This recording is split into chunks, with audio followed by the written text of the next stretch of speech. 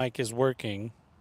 I don't know if this mic is working because how am I supposed to know that? Right? Well, hello, Chooms. Welcome. My name is JonJonTheWise.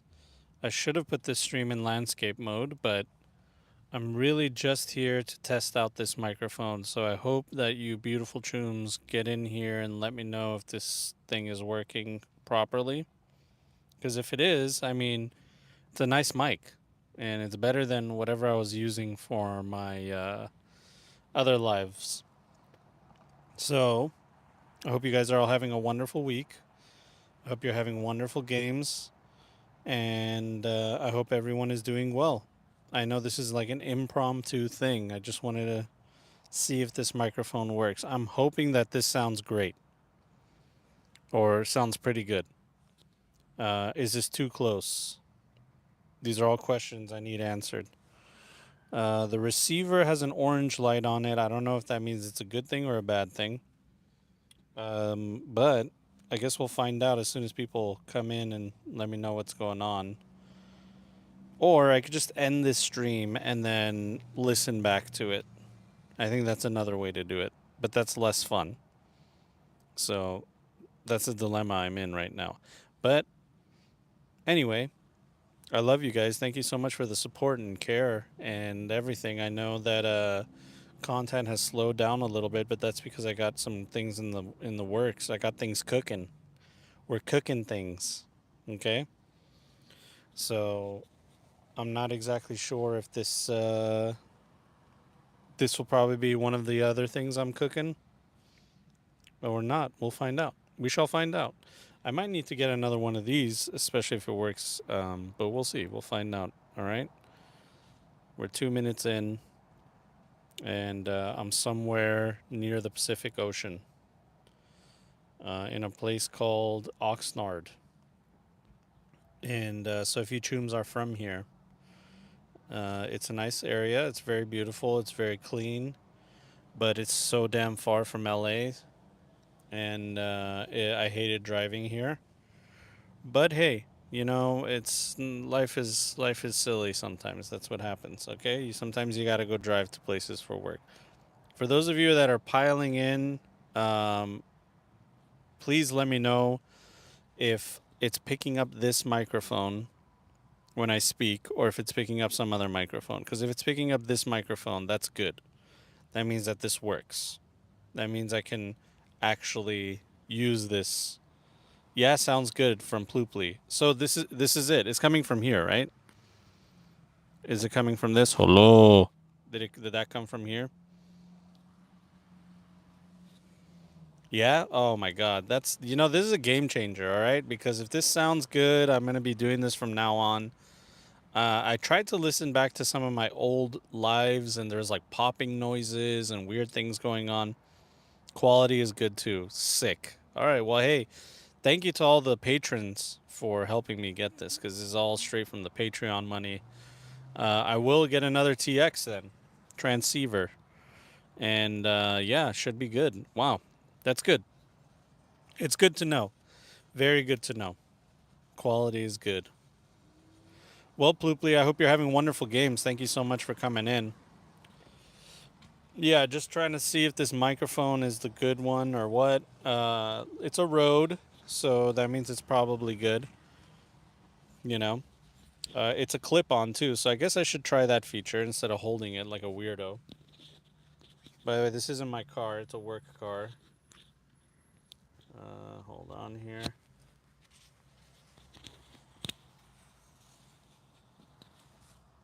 I mean, I guess I could do that. How does that sound? Is that too far?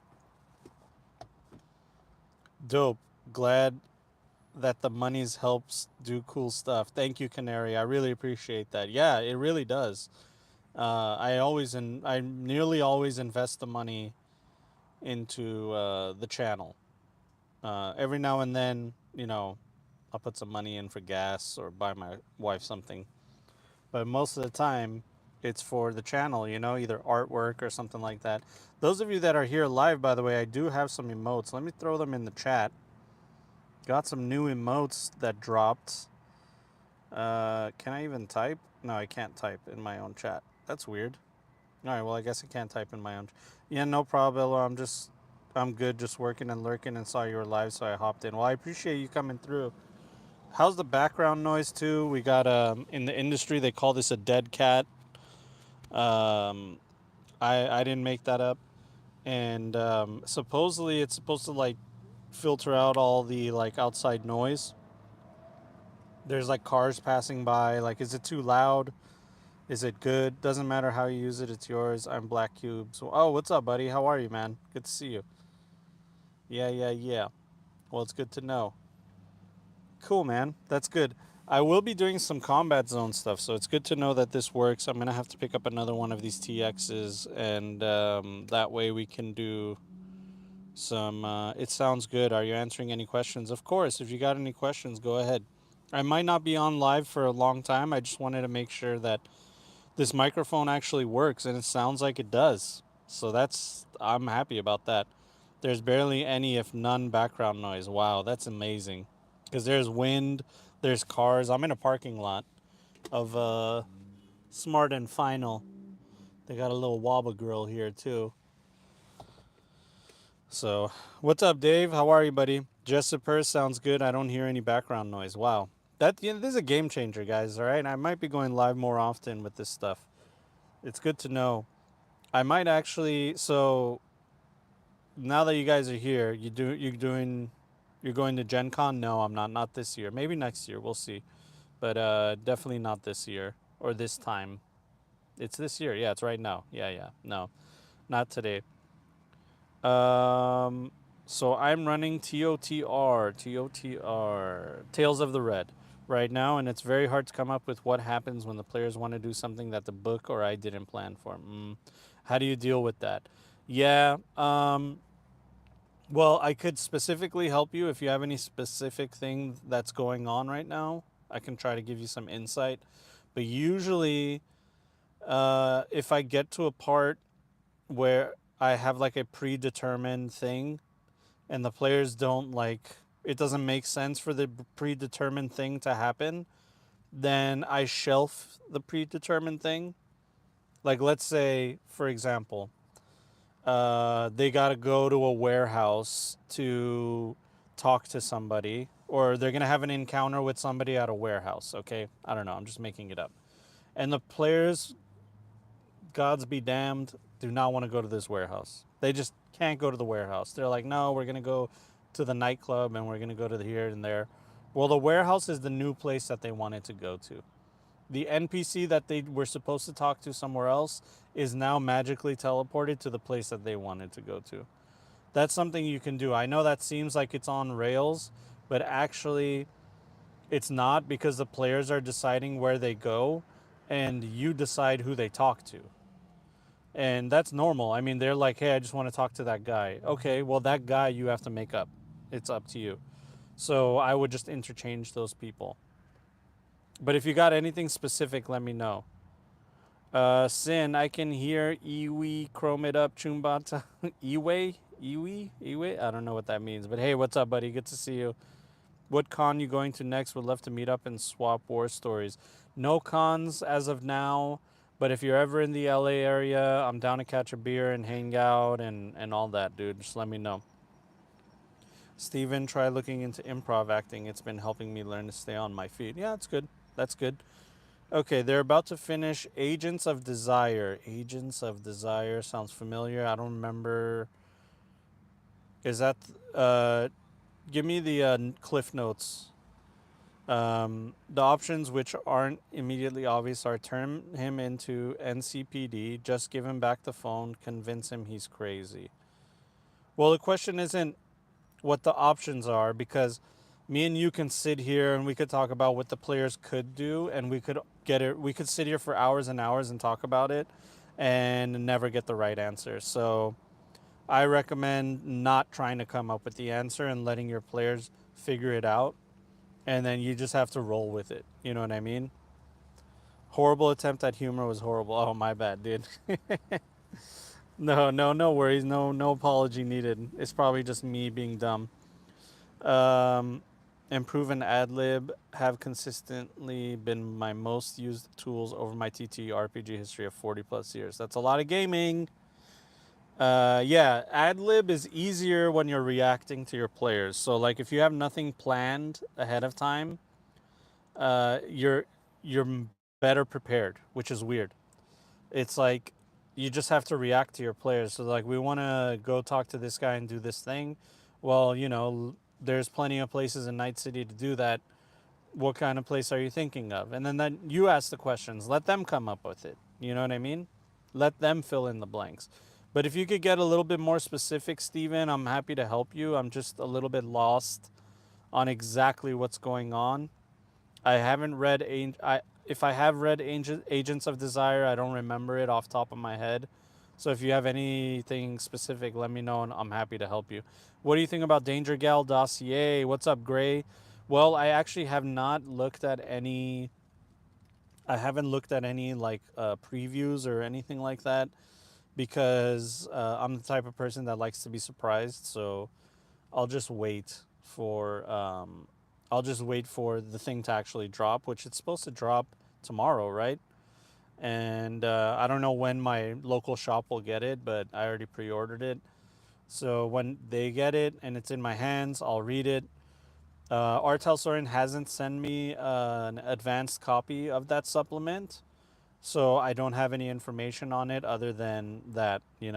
Yeah, fair enough. I like being surprised too. Yeah, I'm one of those, like I stayed away from all the 2077 stuff, leaks, all that.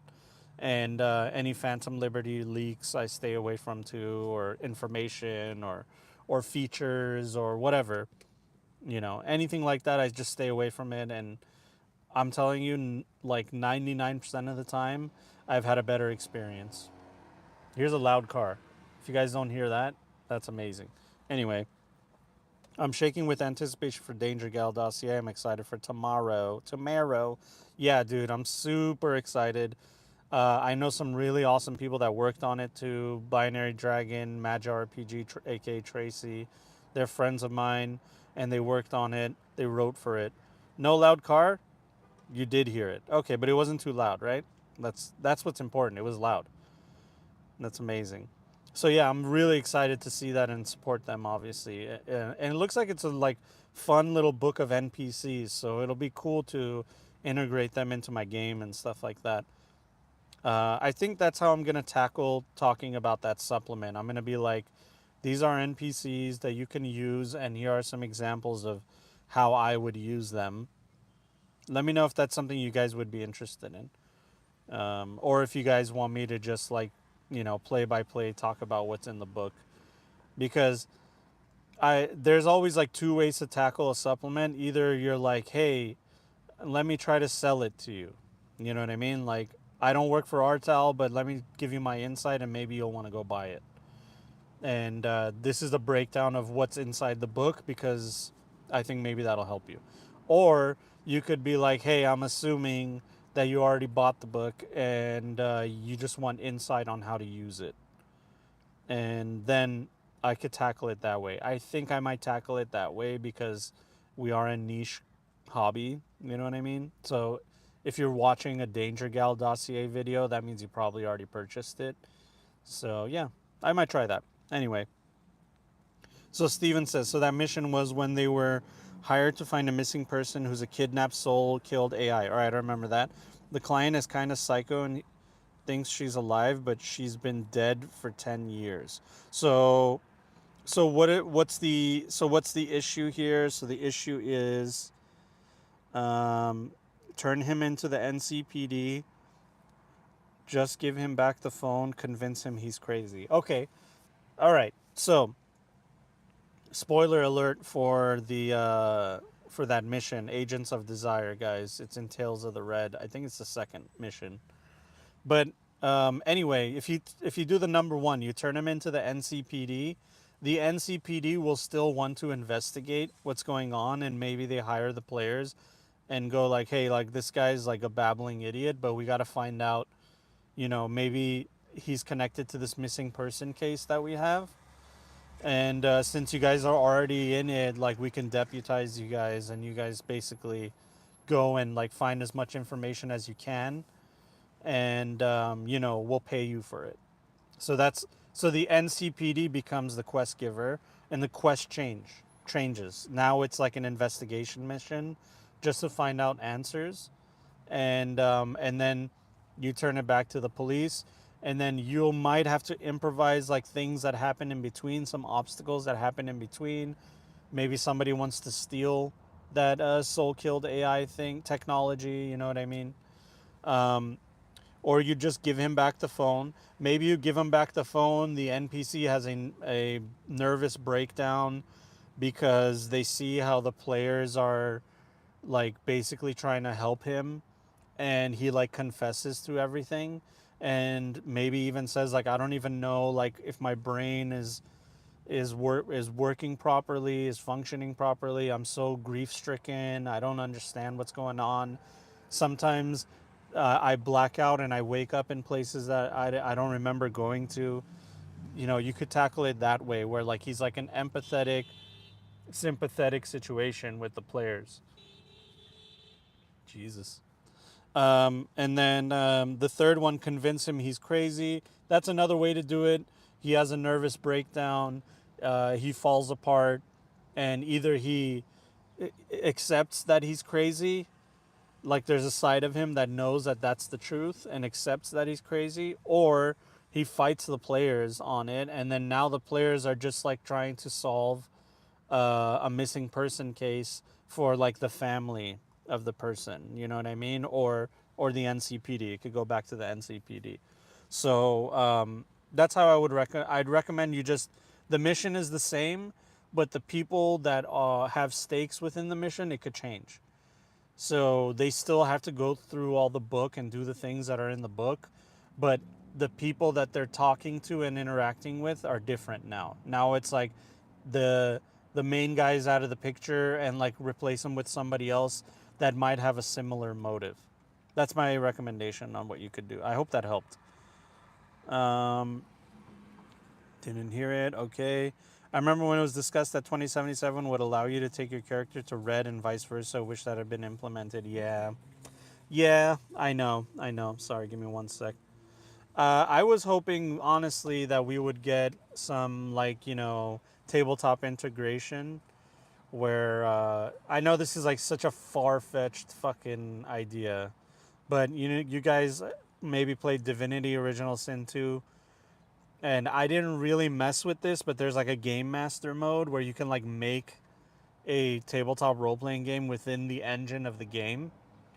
I don't think any other games have really done anything like that. It's really fucking cool.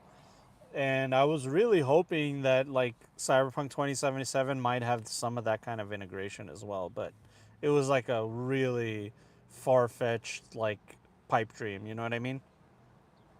Jesper, is there a faction you're most excited to add to your game? Yeah, I want to see more about the Maelstrom and the gangs and stuff like that. I haven't really tackled them all that much. The Bozos as well. Danger Gal's interesting. I mean, about almost all of them. Oh, the NCPD. NCPD, my buddy worked on them, and I'm really excited to see what the official lore is on them. Because one of my favorite 2020 supplements is Protect and Serve, which is the lawman, or what was it called? Was it called Cop in 2020? I think it was. I think it was called the Cop, but it gave you a lot of ideas of how like the department works. Because I think that's one of those things as a game master you're kind of not like understanding. It's like, so can we have gunfights in the street? Can we not? What's the consequences? Are there consequences? And like the question is like, it depends. Or the answer is it depends if there's consequences or not. It's really up to you where they are, how they interact. There's like the whole security level thing in Cyberpunk Red, where like you're in a certain area and the security level is different. So that's something to take into account. But it's great to know like how they operate as a gang, because that's what the basically everybody's a gang. You know what I mean? And Tupac Shakur once said the LAPD is the most corrupt gang, or the most dangerous gang in LA. Another loud car probably doesn't pick it up. That's awesome. So yeah, there it is. The new version of Edge Runners Inc. Yeah, exactly. I would love a how you would use them video. Okay, that's what I was figuring as well. That's good. Give us some hints on when adventure modules are coming as well. Well, Steven, I don't know when. I don't have any insight on whether they're working on any more adventure books. But I would think that after Tales of the Red, they're kind of like, okay, well, we did it. We made an adventure book, so let's focus on something else now. You know what I mean? So if you're not getting anything out of Tales of the Red, or you're not getting enough out of it, that would be an issue. And hopefully you can remedy that, because that would be a bummer. You don't work for them yet. I actually honestly like our relationship just the way it is. I'm not trying to be an Artel Soren employee in any stretch of the imagination. Freelance contractor is one thing, but an actual employee of the company, I don't think so. I don't think it would be appropriate for me to do that. And our relationship is great just the way it is. Like, you know, I don't know if you get, like, I could walk into the office and I feel like there's a company that I work with. They're a client of ours, and the owners of the company are my client. You know what I mean? So I answer to the owners. I don't answer to like any of their managers or employees or anything like that.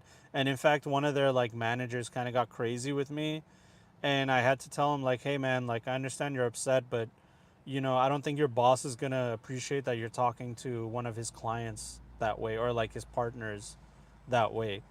And he like didn't know what to say, and like the next day he apologized, because he could get in trouble. Like I don't know what he thought like I was, but anyway, that's digression.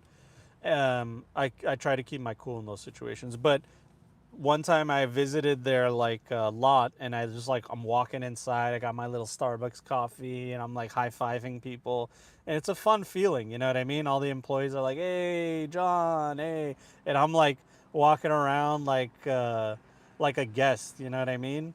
So that's how I feel with Artel. It's like I get to like know about things that are happening. They give me inside information sometimes, not all the time. It's not like I go like, hey, what's the details? But they'll tell me stuff. I'll be involved. I'll talk about them, and like, they'll share things with me, and I'm like, this is cool. Like I get to just like be in on it without any consequences. So there's all that. I like that. I enjoy that. Best part, like Black Chrome, is that it should also be good for more balanced homebrew, as custom NPCs, much like custom weapons, are a good comparison point for balanced homebrew. Gray, you nailed it.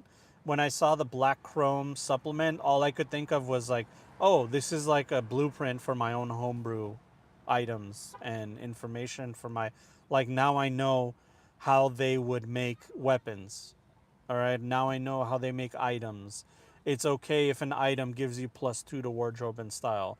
It's okay if an item requires somebody to make a skill check to be able to not be affected by an effect that the item has. So it's like it gives you inspiration, because it's like this is the official ruling in a supplement.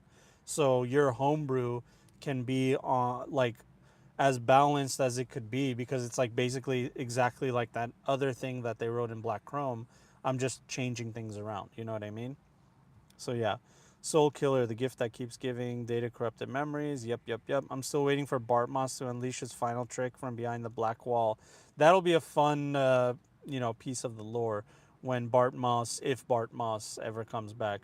This isn't like inside information. I'm just guessing, by the way. If they do turn them in as per book, the NCPD sends the Psycho Squad after him, and they don't get paid. If you give him the phone back with her on it, he continues to live his life. I would change that they do get paid. That's not fun.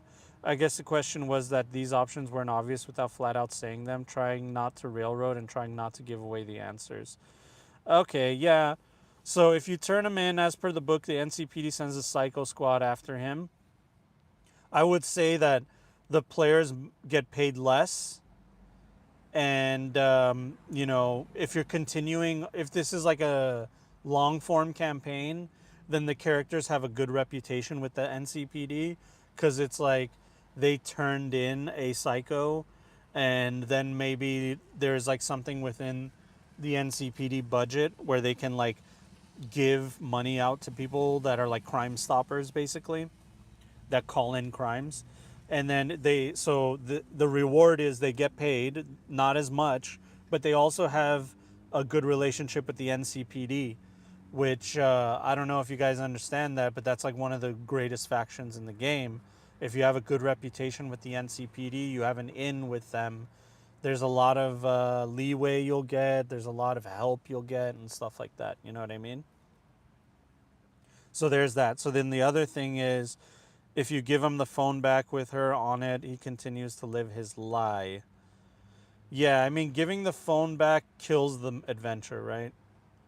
So I'm trying to think. It sucks that I get it. You have to do a little bit of mental gymnastics here.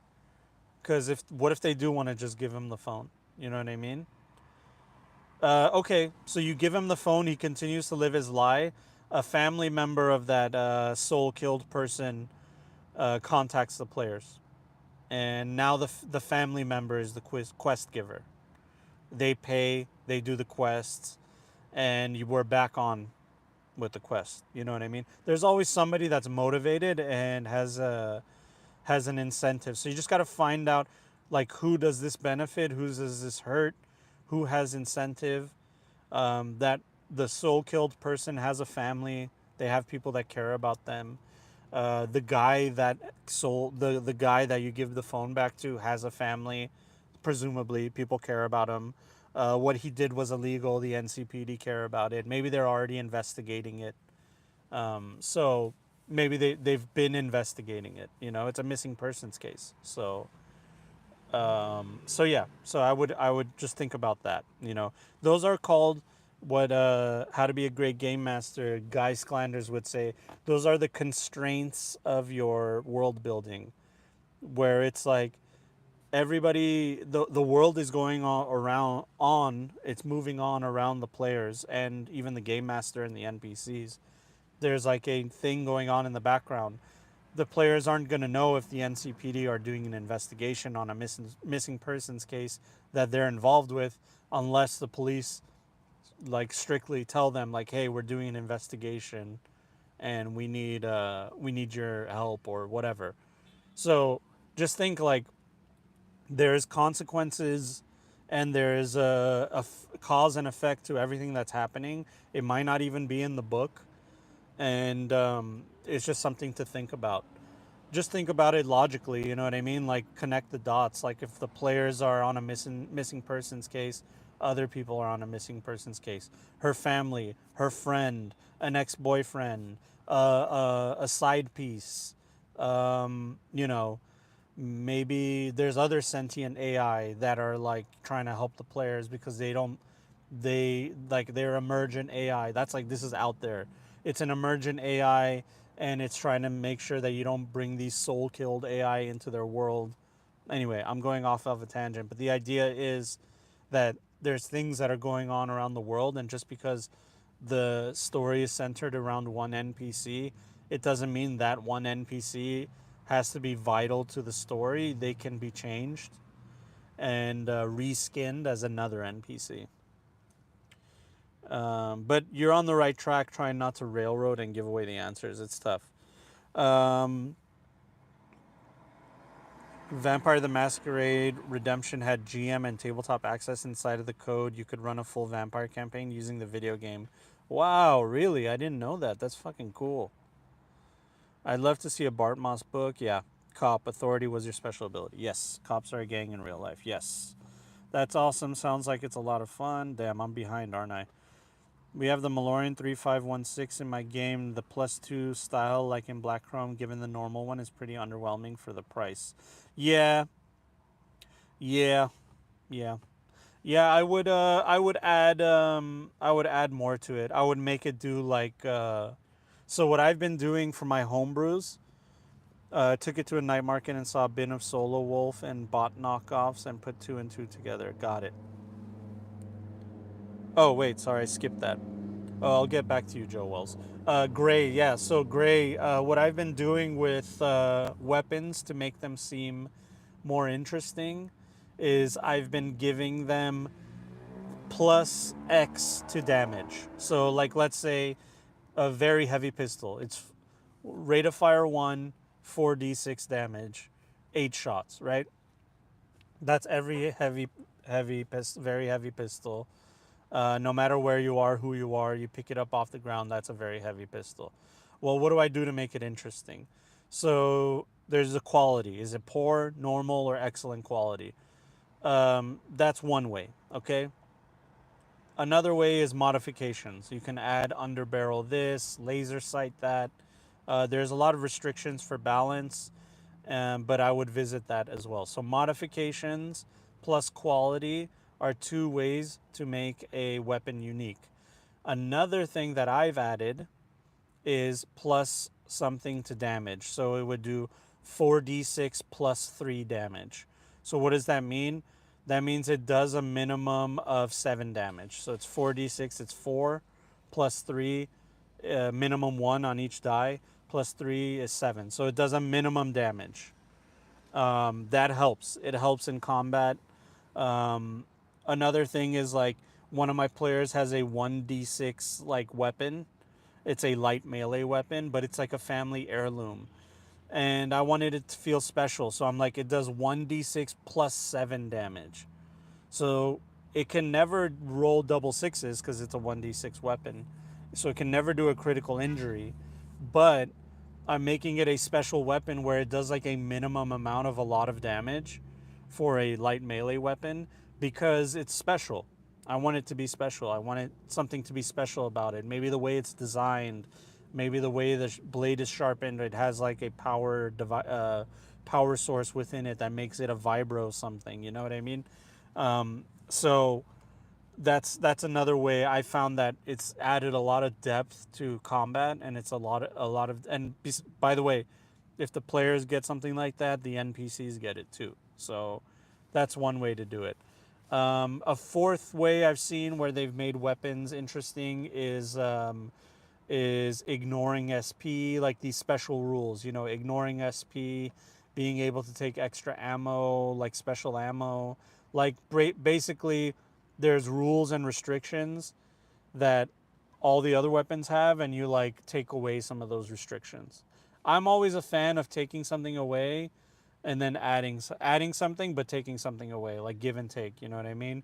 Like let's say you have a plus one, you have a goblin sword.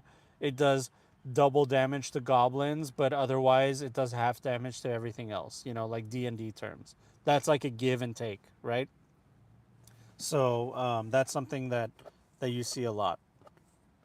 And also the plus X to weapons, that's a 2020 Cyberpunk 2020 thing that I miss. So I brought it in my games. Leaving details of some black chrome weapons, leaving details. Like the Kendachi Mono Katana, player rolled low on weapons tech and thought they had a high-end weapon. Oh, cool. Yeah, yeah, yeah. That's cool. Yeah, yeah. That's fun. I like that. We gave it a melee fire blast attack too, like in the game, and that used the gun skill weaker than the normal attack, but sets people on fire. Great. Though I don't use it often, given I prefer aim shots up close.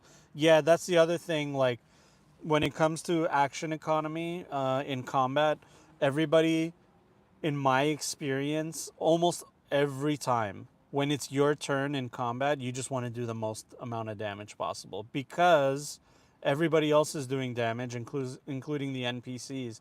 And the longer this combat goes, the more dangerous it gets for the players, not the NPCs, because the players are the ones trying to stay alive. The NPCs are supposed to die. So the players don't want to like keep putting themselves in danger. You know what I mean? Like critical injuries, they stack up and it snowballs and like dude, before you know it, everybody in the party's dead, you know? So everybody wants to do as much damage as possible up front to end the combat. And because of that, there isn't a lot of room for other actions like grabbing and grappling and brawling and disarming, um, you know, human shields, stuff like that. It's just like you really don't see it that often. I don't know what your experience is, guys, but I really don't see that often. I just see try to do as much damage as possible because we want to end the combat as soon as possible. That's my experience. Jesper, I love that you've given plus X to damage because as a player, there's nothing worse than making an awesome shot only to lack the damage to penetrate the armor. Yeah, and you made that awesome shot and you penetrated the armor because you have a cool weapon. You know, a cool weapon that you earned. I like to make items where you can roll 2 dice and take the highest result. That's a great one too, dude guy. I love that. I love that. That's very good. I'm in your car. Geez, you ever clean this thing? No, this isn't for work. This isn't my personal car. It's a work vehicle. I do construction. It's wild to think that each round is 3 seconds, and after a big fight that takes an hour IRL only was 36 seconds in game. Yeah, yeah. And if you think about it, I mean, combat, like deadly combat, is usually fast. It's like under a couple minutes. You know what I mean? I think it's a little bit faster in Cyberpunk than it is in real life. But, you know, we're talking game mechanics versus real life.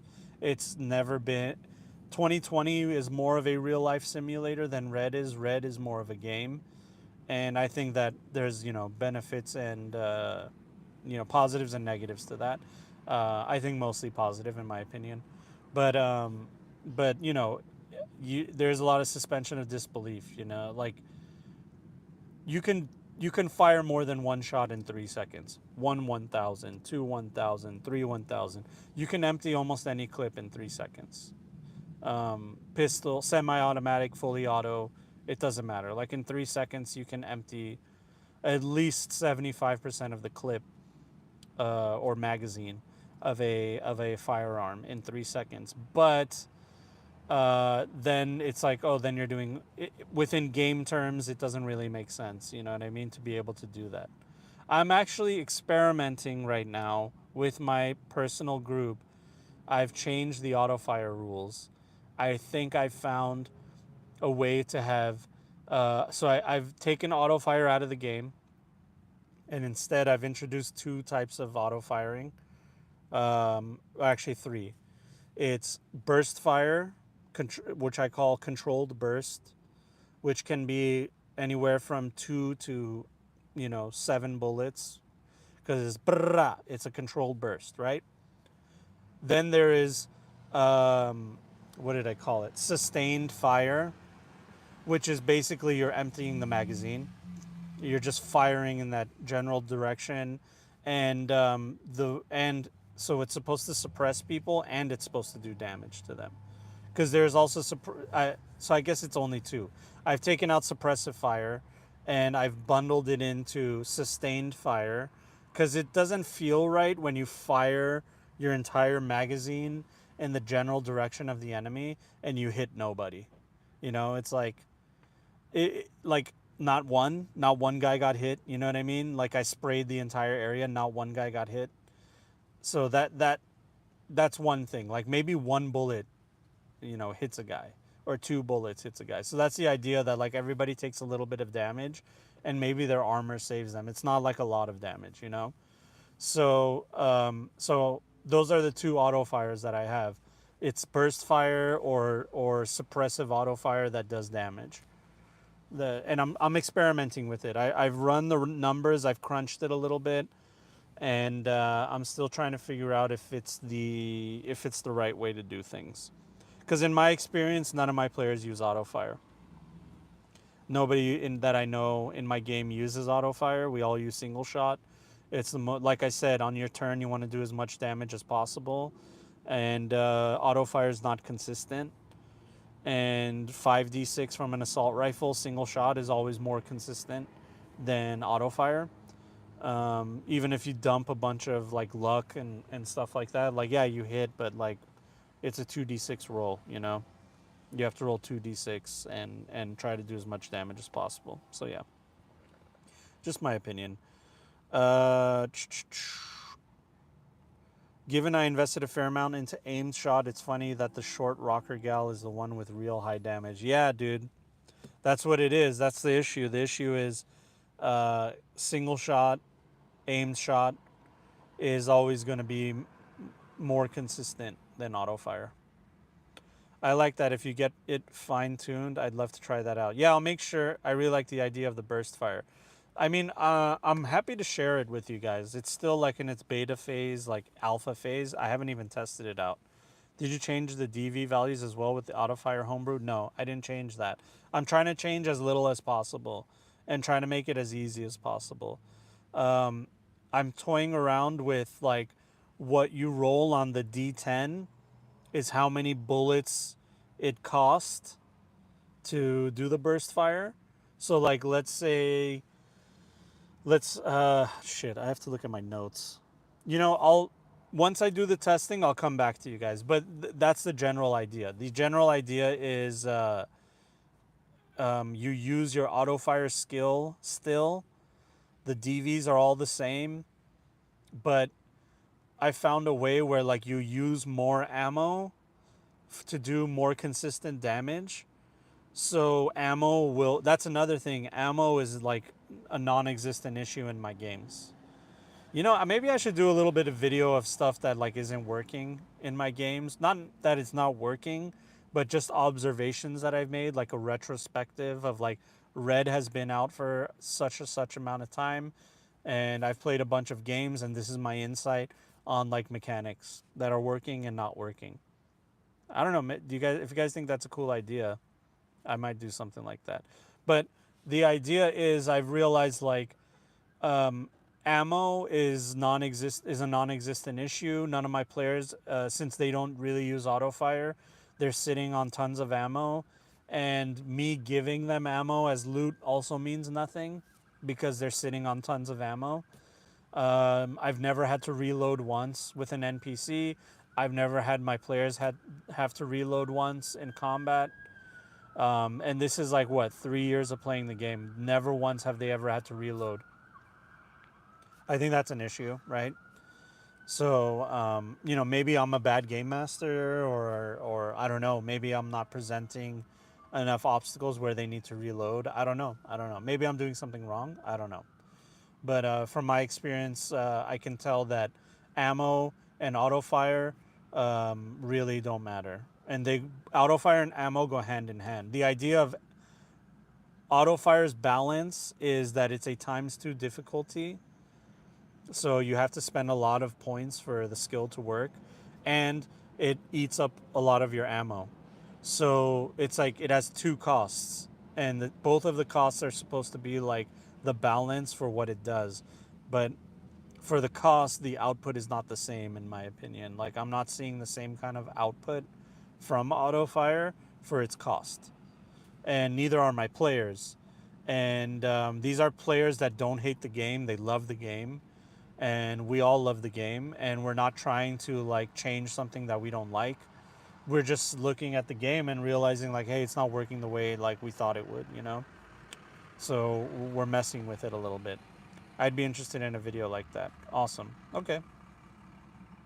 Talking about weapons, I've been working on a homebrew myself to rework some of the weapons that feel like could do some more love, given a lot of weapons, especially in Black Chrome. Yeah, I hear you, man. You don't really have a good reason to use them over an excellent quality base weapon or one of the really good 2 rate of fire weapons. Rate of fire 2, 3d6, ignoring half armor melee weapon is always going to be better than a rate of fire 1, 4d6 melee weapon.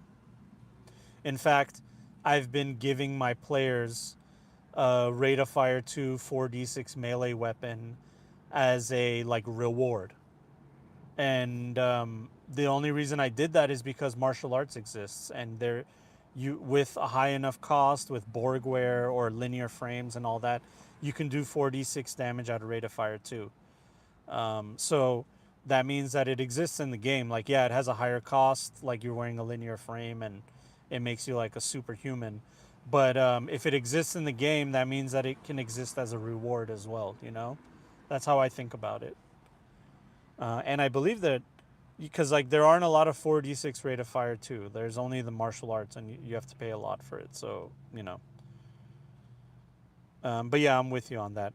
I'd say, hey, you can't carry that much ammo, it's too heavy, but you can easily carry 210 rounds, maybe 7 mags, being standard army loadout for M4, and maybe that many mags wouldn't be easily concealed, etc. Yeah, I mean, your logic is correct. Your logic is on the right track. It's like the idea is I have You can't carry all that stuff, and that logic comes into play in social situations, like where you're in a major city and like it's like, oh, you have your assault rifle. Well, I hope you're not carrying it with you, or if you are, like, I hope you got a tech to make it concealable.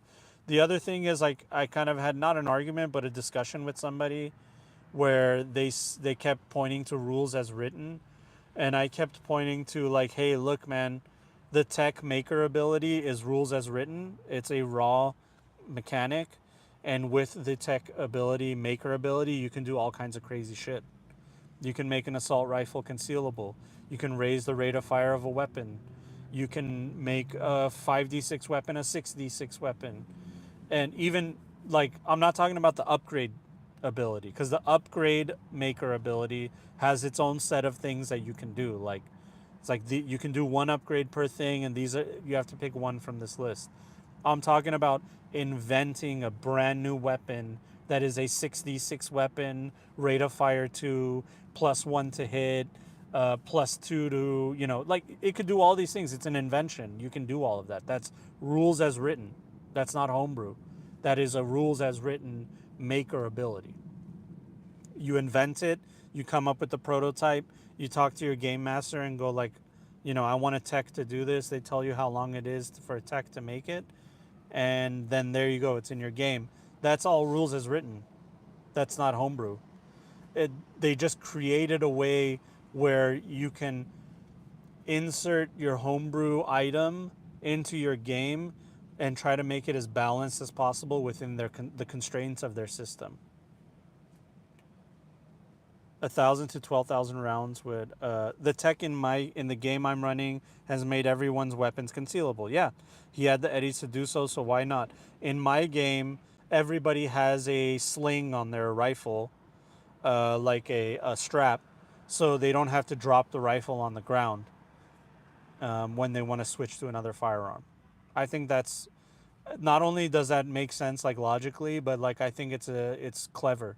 So I obviously, what do I tell my players? Like, no, no, the action economy. Well, even if you put a strap, like, you can't do that because, like, it's gonna break the game. No, dude. I'm like, yeah, that's smart. I get it. Like, I get where you're coming from. So yeah, I'm gonna have to let you do it. You know what I mean? So yeah. Yeah, and yeah, carrying that much. But that's the thing, Steven. I'm not even talking about that much. I'm talking about my players have like under 100 rounds of ammunition on them, and it's never been an issue. Never had to reload in combat, okay? Never had to worry about. Anyway, guys, I'm getting calls for work now, so I'm sorry, but I'm going to have to sign off here. But I really appreciate you guys letting me. I just wanted to test out this mic. So it sounds like the mic is working, right, guys? If the mic is working, that's good news. I'm going to head back to work. I'm going to do my thing. And I really appreciate you guys coming in and having a chat with me.